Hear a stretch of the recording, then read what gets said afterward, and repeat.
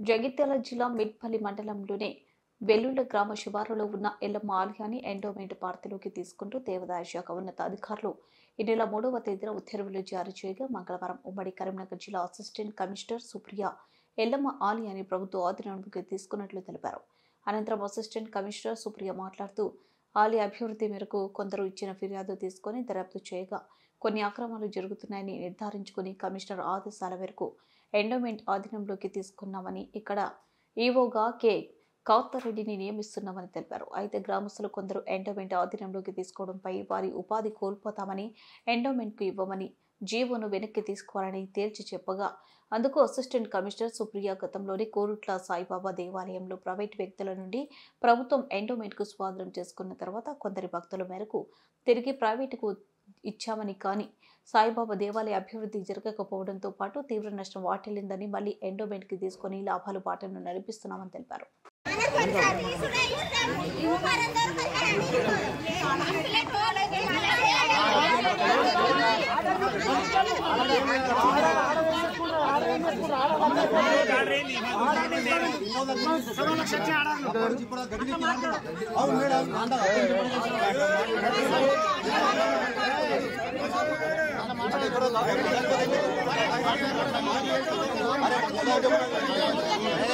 అందరి గురించి తెలుసు నాకు.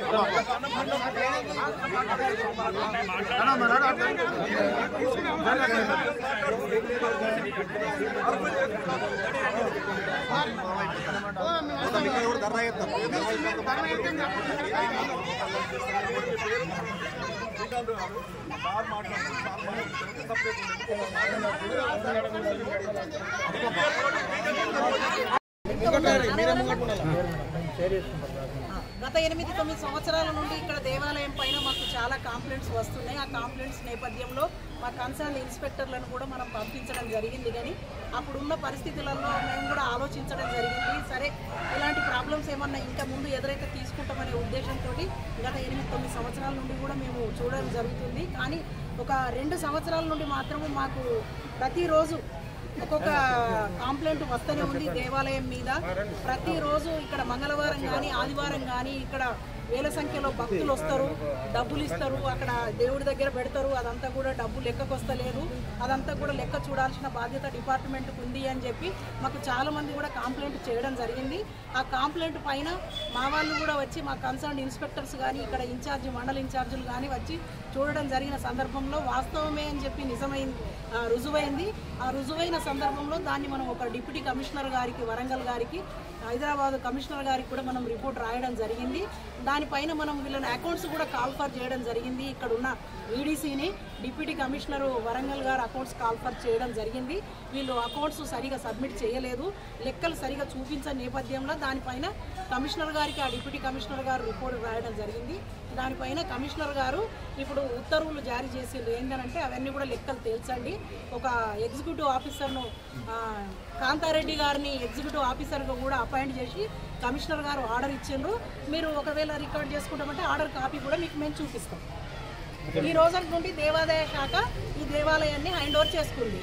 ఈ ఎగ్జిక్యూటివ్ ఆఫీసర్ గారు ఈ రోజు నుండి కూడా ప్రతిచర్య కూడా తనే తీసుకుంటారు. ఈడీసీ కానీ ఇక్కడ ఉండే ఉద్యోగులు కానీ ఎవరైనా ఏమన్నా సమస్య ఉన్నట్టయితే ఈఓ గారికే చెప్పుకోవాలి. మీకున్న సమస్యలను పరిష్కరించడానికి ఎగ్జిక్యూటివ్ ఆఫీసర్ గారు ఉన్నారు.